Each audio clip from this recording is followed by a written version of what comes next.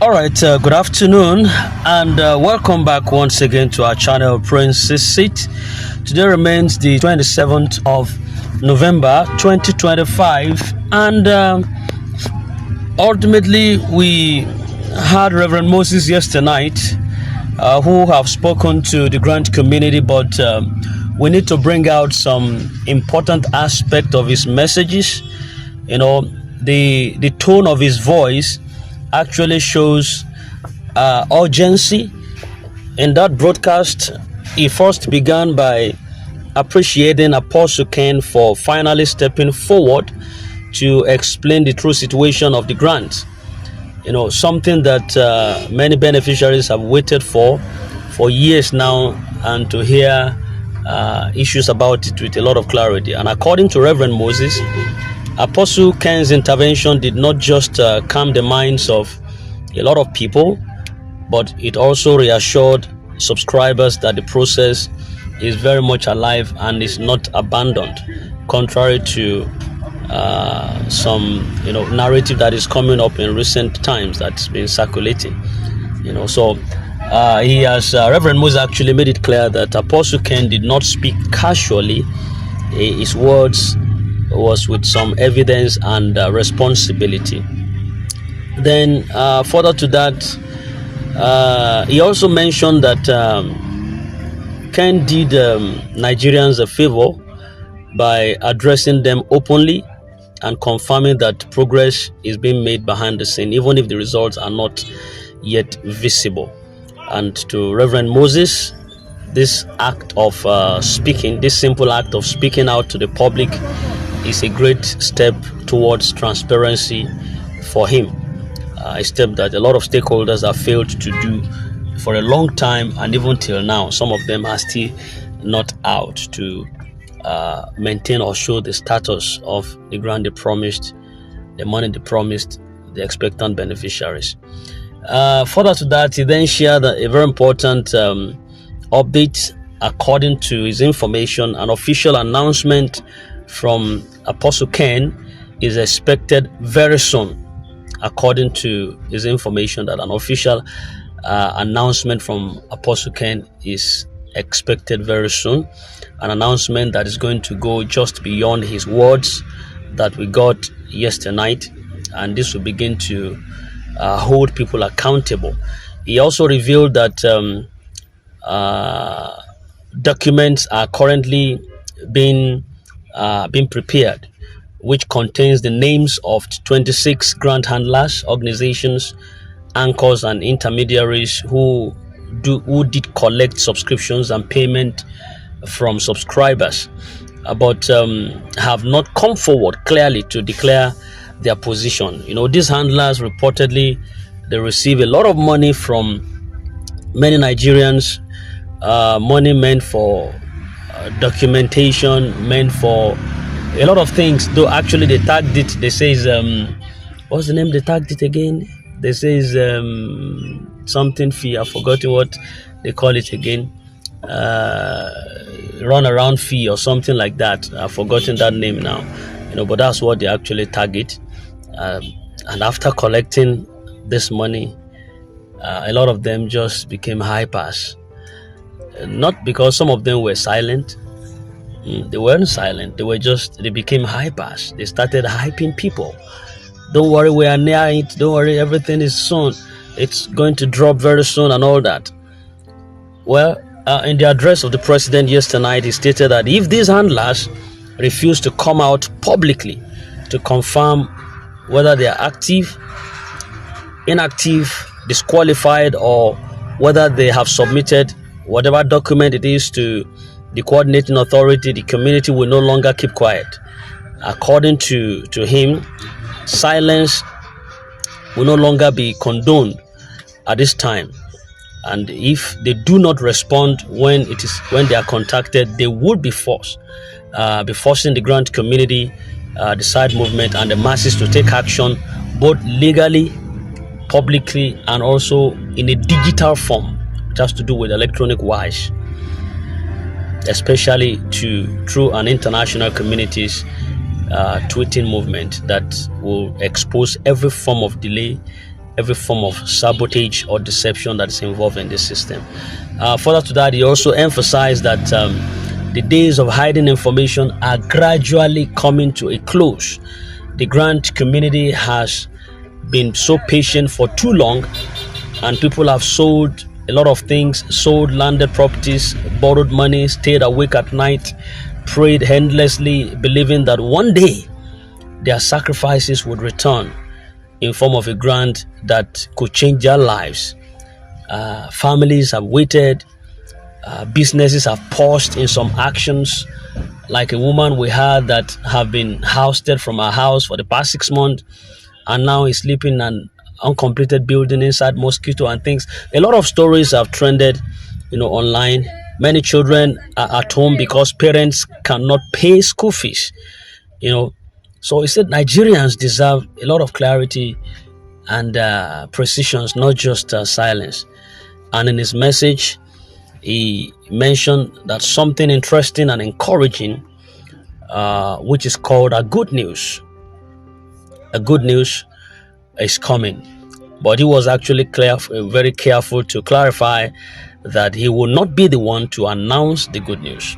He said the information belongs to the organization handling the process, and it is their responsibility to reveal it at the right time. According to him, the intel reaching them, let me say the team now, shows that something positive is in place and that the system is almost very much ready to deliver. However, until the official custodians come out to speak, all they can do is to watch and equally prepare. I'll be with you just shortly after this timeout. Don't go anywhere. We'll be right back.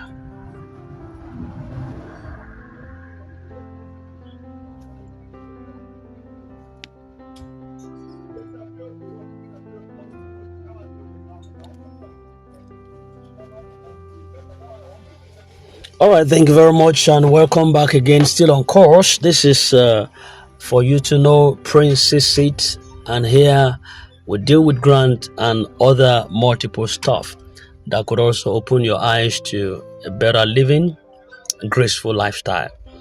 All right, going from where we left off, Reverend Moses went further by acknowledging one strange but important discovery, which is that a lot of Nigerians, it was discovered that a lot of Nigerians do not know how to use Twitter effectively. They do not know how to use X effectively. So they say that the tweet campaigns are very important because they create external pressure and they create global awareness. And in his word, Twitter is not just an app, it's a digital voice that's going to go around to where your feet cannot carry you. When it is used well, one tweet can actually move attention. One tweet can duly trend discussions. Just one collected and well-organized tweet can change a lot of things, can push authorities to respond, can make organizations to act very swiftly. But unfortunately, a lot of people who registered for the grant cannot tweet. They cannot tweet. Some of them cannot retweet. Okay, let's assume they can't tweet, but at least it just take one click of a button to retweet. Yet some cannot they don't know how to retweet. They do not know how to tag authorities or some international bodies. Some of them do not even know how to create a Twitter account. Some don't even have the app on their phones. So, and because of this gap, he has announced that a tutorial class will soon be organized. And the purpose of the training is very simple: to teach beneficiaries how to tweet properly, how to write some short messages, how to create trending hashtags, and how to tag influencers and global monitors. This also goes alongside with how to use the platform to draw the attention of international communities. And then before he ended his words, he stressed that protest does not always begin on the street. Sometimes It begins from a phone screen that you're holding in your hands, from a coordinated, very much coordinated campaign, from a well-structured digital movement that is well coordinated. It begins from there. It doesn't have to be on the street, you know. So we encourage the community to get ready, not really with anger, but with awareness, as no movement succeeds without information. So no group succeeds without strategy. People must learn to speak boldly, publicly, and also intelligently. If the handlers are innocent, they should speak. If they have challenges, they should also explain to us. If they are genuine, they should communicate. But hiding is just a sign of what I can call deceit or neglect. And the days of silent handlers are gradually fading off. So the people right now, we should understand that we need to unite together. Our unity is still the strongest weapon. Instead of fighting each other, instead of drawing the neck or pulling the ears of each other, calling names or spreading some panic, the community must stay organized at a time like this. This is not a time for argument or division. It is a time for accountability, a time for those who collected money from innocent subscribers. It's a time for them to speak or be outrightly exposed. And if the good news is finally announced as expected, then it would be a victory for everyone who actually endured this waiting period. Of course, that's exactly what's going to happen. So finally, he actually concluded with a message of balance, which is patience mixed with pressure.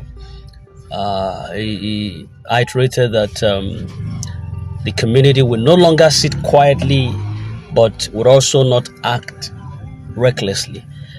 Their next move is going to be strategic, peaceful, and also globally viewable. Every word, every tweet, every report would definitely be documented and visible to the world. So, summarily just thanked Apostle Ken for bringing clarity on his own side, and then that an official announcement is coming soon from Apostle Ken, and then 26 handlers who collected money may soon be publicly listed if they don't do what they are supposed to do in time. If they refuse to respond, a global tweet or a global tweet movement would definitely be activated.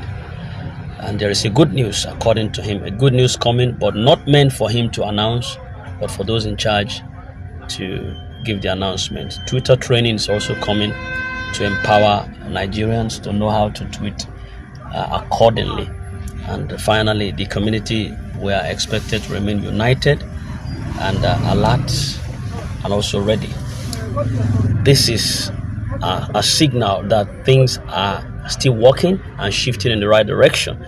The waiting may have been long for us, but I think the wind is changing direction currently. Silence is breaking and names would appear if the right things are not done.